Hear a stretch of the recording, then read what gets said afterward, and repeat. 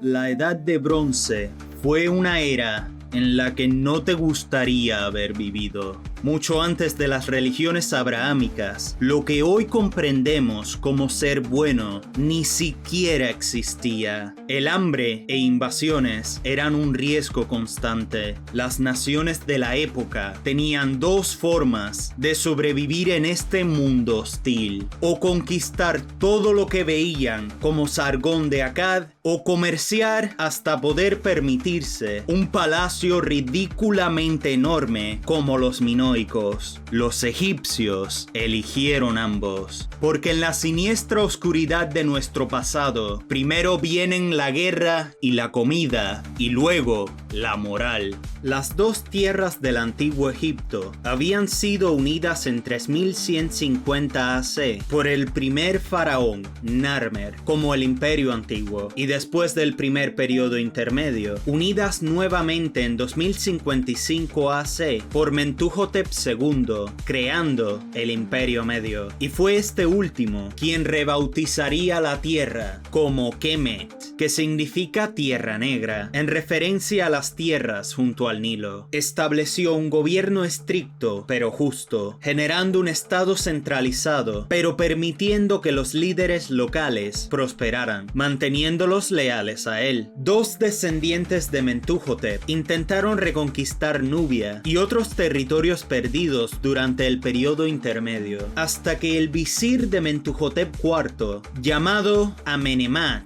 fue enviado a recoger piedras para un proyecto del faraón. Mientras lo hacía, tuvo revelaciones, las cuales interpretó como que estaba destinado a gobernar como faraón, porque los dioses le habían permitido tener visiones. ¡Qué alucinación más conveniente para la pin! Derrocó a la oncena dinastía en 1990 AC, dando inicio a la doceba, y por alguna razón trasladó la capital de Tebas a una ciudad llamada Itawi. Ititau. No hay manera que pueda pronunciar eso, mala mía. Su sucesor, Senusret I, en 1971 AC, es el responsable de iniciar los proyectos del templo del dios Amón en Karnak, el cual se mantiene en pie hasta el día de hoy. Los siguientes reyes hicieron excelentes mejoras en los sistemas de irrigación y la agricultura en general, convirtiendo a Kemet en una potencia agrícola. No sería hasta el gran Senusret III, desde 1878 AC, que por fin reconquistaron Nubia. Les tomó un buen rato, ¿eh? Este último sería el responsable de la Edad de Oro del Imperio Medio. Probablemente haya sido el mismo rey inmortalizado en las obras de un autor griego. Heródoto escribió sobre un faraón llamado Sesostris, que es Senusret pero mal escrito, y sus conquistas en Asia Menor y partes del sudeste de Europa, derrotando a los escitas y tracios en batalla. Tenía la costumbre de erigir monumentos donde conquistaba para honrar el coraje y la habilidad de sus enemigos en batalla. Pero cuando Sesostris pateó a un ejército sin mucha resistencia, ordenó que se hiciera un pilar en su capital, pero este sería con genitales femeninos para simbolizar que sus enemigos lucharon como mujeres. Se dice que no hay nada escrito sobre los cobardes, pero sí las hay, cosas como esta. El poeta griego Diodolo llegó a decir que conquistó todo el mundo conocido, lo cual incluía la Ucrania y Etiopía de hoy. Es muy probable que sus leyendas estén inspiradas por hechos históricos, pero gran parte de la información se ve alterada por lo que al autor le haya dado la gana en cada interpretación. Pero sí sabemos que el verdadero faraón conquistó una buena parte del Levante y estableció fuertes rutas comerciales en todas sus conquistas territoriales, llevando a Kemet al punto económico más alto que jamás había tenido y convirtiéndolo en un imperio de facto. Pero aunque no hay evidencia de que mantuviera territorios en Europa, que haya tenido victorias contra algunas tribus europeas no es improbable. Su hijo, Amenemhat III, es responsable de la construcción del complejo Jawara, llamado Laberinto, Fue él quien invitó a la gente del Levante a establecerse en Kemet y ayudar con el trabajo agrícola y de ingeniería. Se cree que fue en los 1830s cuando el profeta Abraham recibió su llamado de Dios y llevó a su pueblo a Canaán en su viaje de 430 años. Durante este periodo, la gente de Kemet prosperó. Se dividían en tres clases sociales: la realeza, los libres y los esclavos.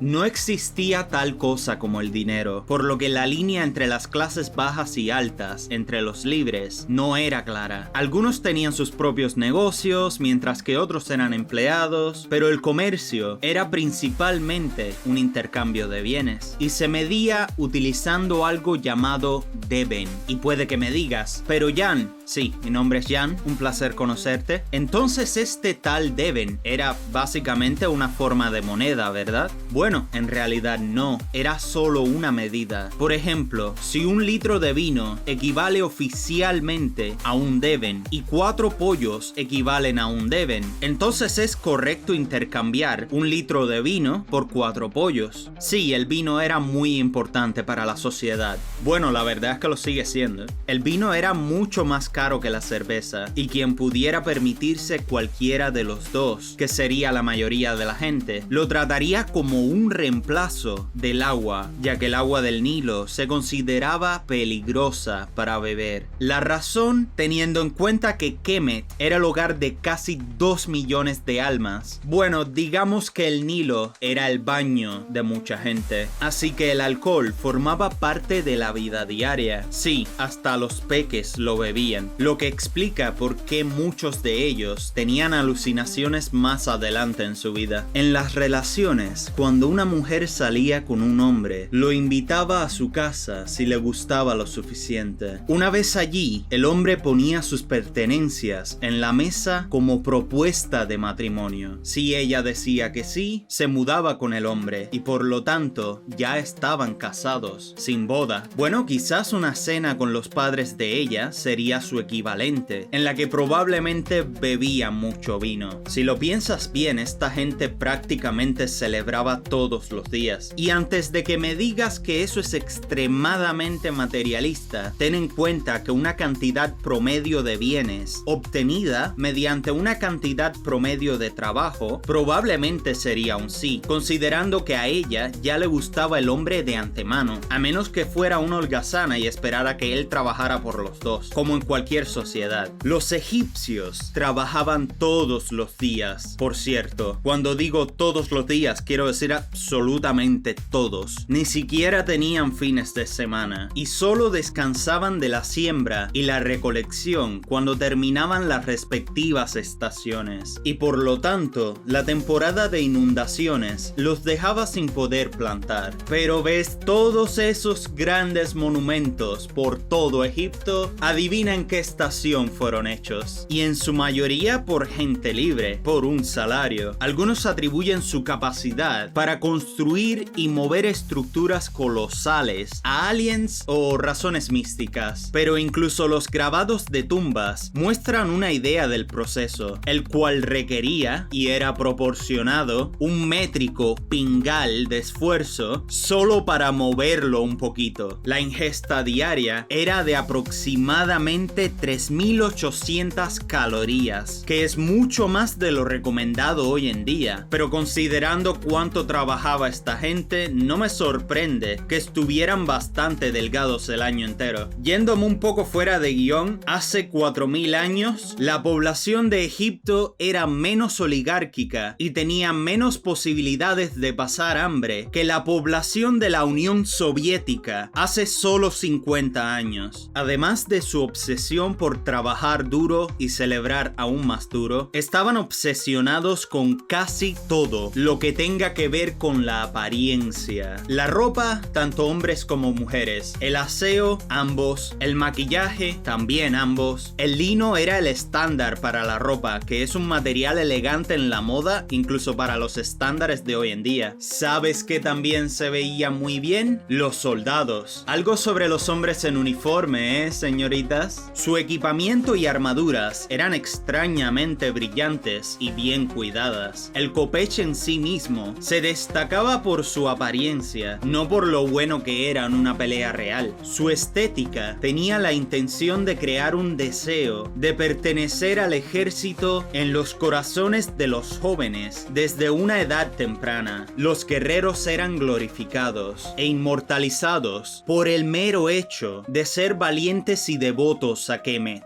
siendo miembros altos de la sociedad. ¿Sabes quiénes también eran miembros cruciales de la sociedad? Los gatitos, o los UIIAE, como dice la chaviza. Estoy diciendo eso como si no tuviera 25 años. Como eran cazadores natos de bichos y ratas, se encargaban de mantenerlos alejados de los hilos de cereales y cualquier recipiente de comida en general, evitando contaminación que pudiera poner en peligro la vida de la población, hasta el punto de ser deificados en la diosa Bastet y recibir sepulturas dignas con el mismo esfuerzo que con cualquier persona, a veces momificados. A partir de 1807 AC, descendencia de Amenemhat III, Sobekneferu tomó el trono y, como puedes ver, es una faraona mujer. De hecho, es la más antigua faraona registrada, ya que las anteriores solo son mencionadas por Heródoto o no hay pruebas suficientes de que gobernaran. Contribuyó a terminar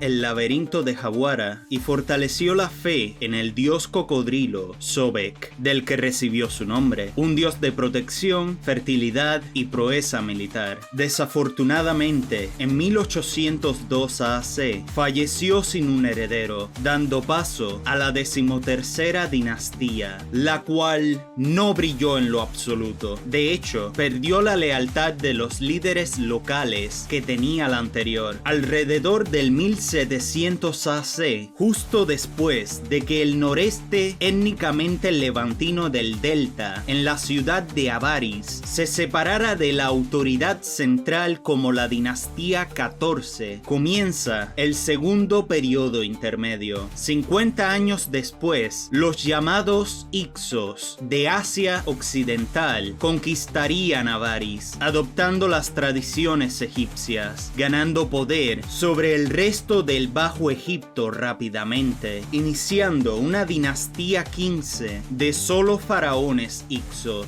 que trajeron tecnología y el uso del carro de guerra a Egipto. La colonia Kush en Nubia, que había sido descuidada durante décadas, se convirtió en un estado independiente, dejando así a los faraones originales en Tebas rodeados de enemigos. Los 1610 AC, siendo el comienzo de décadas de lucha activa en ambos frentes. Seguro de esto se inspiraron los alemanes para luchar en múltiples frentes en la Primera Guerra Mundial y en la Segunda, y probablemente lo harían otra vez si los tentamos. Hoy en día se cree que fue durante el gobierno de los Hyksos que los israelitas entraron en Egipto alrededor del 1610 AC y se establecieron como un pueblo libre, rodeados de muchos otros colonos de Asia Occidental. Y también en esa época, una gran ola golpeó la costa norte de Egipto, seguida de nubes de ceniza que provocaron hambrunas, siendo una posible inspiración para las míticas plagas. Verás, esto pasó porque una tal Atlántida se fue a la verga. Sería bonito que alguien explicara qué pasó ahí. Oh, mira, alguien hizo un video sobre eso. Espero que te guste. Los siglos siguientes verían a los faraones de Tebas derrotar a los Hyksos con arduas campañas militares, dando origen a la era más poderosa de la historia de Kemet, el Imperio Nuevo. Pero ese será el tema para otro capítulo. Eso es todo. Ahora sabes que el Imperio Medio prosperó en el siglo XIX AC, que los egipcios trabajaban duro y festejaban aún más duro, los Hyksos conquistaron el Bajo Egipto en 1650 AC y que si alguna vez derrotas a alguien, es tradición hacer un meme de Soy Boy contra Chad. ¡Show!